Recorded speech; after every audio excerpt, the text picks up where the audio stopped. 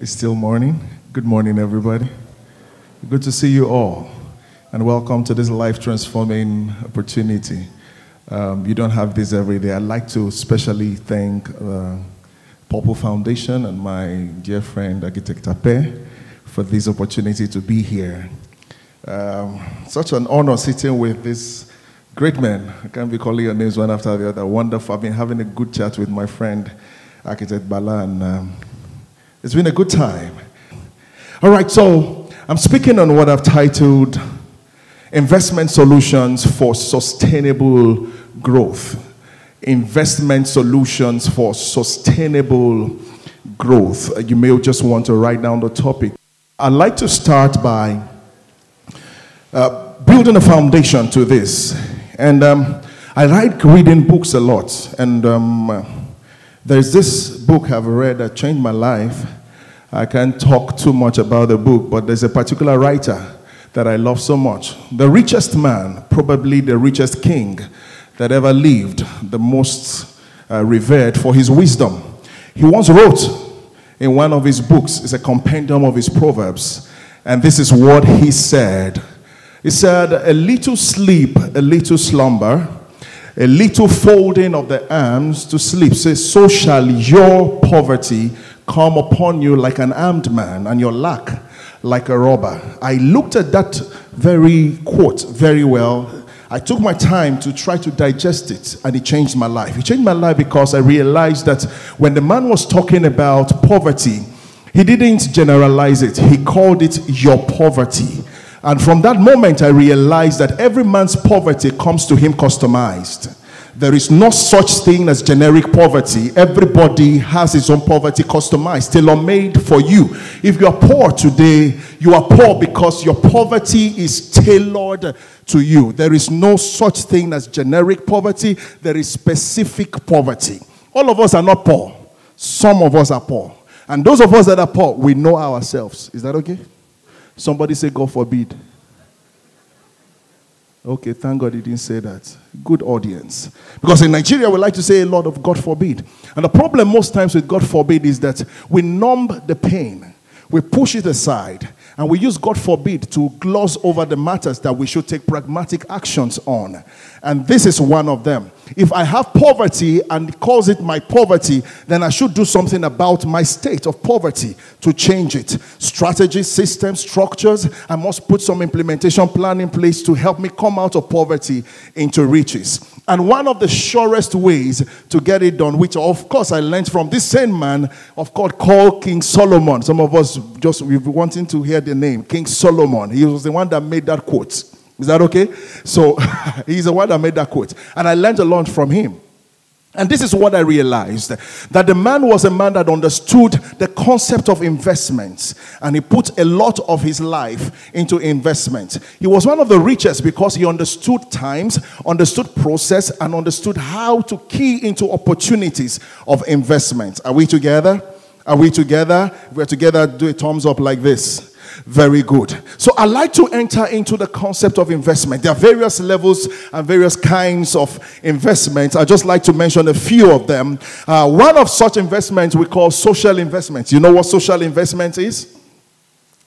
And these are the ones that have to do with human interactions. When you invest in things that make people to interact. Human interaction, social investments. We have investments in development. So we'll call developmental investments. All right? And then we also have business investments, right? But I like to focus more on this. Are we together? Of course, don't forget, under social investment, you are investing in people. And you want to invest in people, you have to look at it from two ways. You either invest in the people's business, or you also invest in their development. All right? But we'll not be able to deal with all of that. I like to bring it very close to something that I saw that has been happening and I have been a part of. And I've helped to build across board. So I'll be speaking a little in the little time I have more about some of these things I've been able to do and how we're able to do that. I came to realize that Dangote, you may want to know this. Many of us don't know Dangote. Dangote, the man, does not own up to 10% of Dangote, the company. Are we together? Huh? Dangote, the man, does not own up to 10% of Dangote, the company. The richest man in the world is Jeff Bezos, the owner of Amazon. Jeff Bezos owns just 13% of Amazon. Today, he's the richest man in the world. The first to break the $100 billion mark. The first. From a 13% investment. You can say he owns Amazon. You can say he has the largest share, but he doesn't own 100%. There's 87% of Amazon that belongs to other people. Do you know what that means? He leveraged on the fact that people could invest in his idea and change their lives, at the same time grow him. Are we together? The problem we have in this part of the world is what we call do it alone, own it alone. You want to do it alone, you want to own it alone. You want your name to be on the stage like Dangote, unknown to you. Dangote's name is there. Dangote doesn't own everything. Are we together? So it is a secret of big corporations. There are corporations that are built all over the world. That's how they became great. They became great because they leveraged on the investments of other people, bringing money into what I am already doing, and then by then we all grow together. I realized something. In 2016, I made up my mind because I was with my friend, Architect Tape. I was at his house. We wanted to do a video shoot because I needed to do some of these, my trainings, and put them on videos so that people can, watch them, buy them and watch them and all. Because that's when we started talking about the depression, no, recession. It was recession. During that recession time. So I called them recession series. And we were doing this video. I realized something. That the truth about the fact of what is happening in our time is that we are in a recession. That is a fact. But how do we come out of recession? What are the things we must do? I realize that we are young people, just like Uche was saying now, the millennials. We have a lot of professionals that are doing their own thing in their own field, but do not know how to leverage on the common wealth that we can create. So we want to stay on our lane, do our thing, and own it all. But this is what I realized. 2016, I made up my mind. Where are the things? What are the things that we can do? What are the paths that we can follow to help us come out of recession? Now, one of the things I realized was what I called investment in partnerships. Investment in partnerships. Architect Tape owns Letoha. I think after this place we should go and have some Okoho and some other stuff, right? If you've not been there, you need to get to Letoha. I'm telling you that now. No, so he owns that. It's a good business. He's sunk in some money there. But sir, I'm just thinking, if Elisha put 50 million into that, I'm just saying, Patrick, you put your own 50. I put 50. He puts 20. Another person puts 100. Do you know how much we have? Do you know that from Letoha we can diversify into bigger things? Do you know that with our money invested into Letoha, we can turn Letoha to become the biggest, just like Mr. Biggs is all over the country? From a little we can gain much because we leverage on corporate investments. Are we together? So as you're living here today, I like you to live. This is how I speak. I'm transformational. I speak to change your thoughts so that you can change your life. Is that okay? When you live here, that thought, that idea that's in your mind, don't keep it to yourself. Look for one person around this place. That's why this is a networking environment. Network. Get to know what someone else is doing that you can key into. You may have some money, you don't even know what to do with it. Now see what I did. Now, by virtue of my work also, I pastor. And I realized, I was speaking with my friend, I realized we have a lot of people coming for help. We have a lot of people coming to solicit for funds, either for educational purposes, for medical purposes, for developmental purposes, whatever it is. So I thought of something. There is this crowd-funded project that has been done all over the world. They call them crowd-funded projects because these are projects that many people come together to contribute towards its achievement. What that means is that we are in a community, we want to build a bridge because we don't have access to the other community, and then we know that this other community should do business with us. What do? We don't have the money. Government will not come to us. So we come together and begin to contribute. You bring 10 naira, I bring 20 naira, I bring 50 naira, and before you know, we put everything together. together, we have about, say, 100,000, and we develop that project. When we do that, we have done what we call a crowd-funded project. So I thought, I have about 500 people under me that I pastor. There are things that we can do. We have people that are doing business. I have someone that is into laundry services. We have and he's doing well. We can see him grow and all of that. Can't we come together? We put a benchmark, 30,000. At least just go and, if you don't have, go and borrow.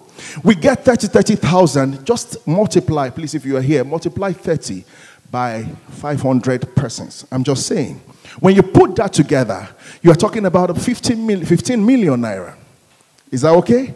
Now, with 15 million naira, we can launch a project or decide to invest in one of us or some of us. Are we together? Always do like this for me. I'd like to know we're together. Right? So, when we put all of those together, we are able to fund a project, fund a business, and we all, at the end of the day, are shareholders. Now, this is what big corporations understand. And the young people with I want it alone mindset can never achieve. Big corporations are built on the investment, corporate investment of many people. Is the reason why the number of shareholders in First Bank, countless. There are very many of them. Why?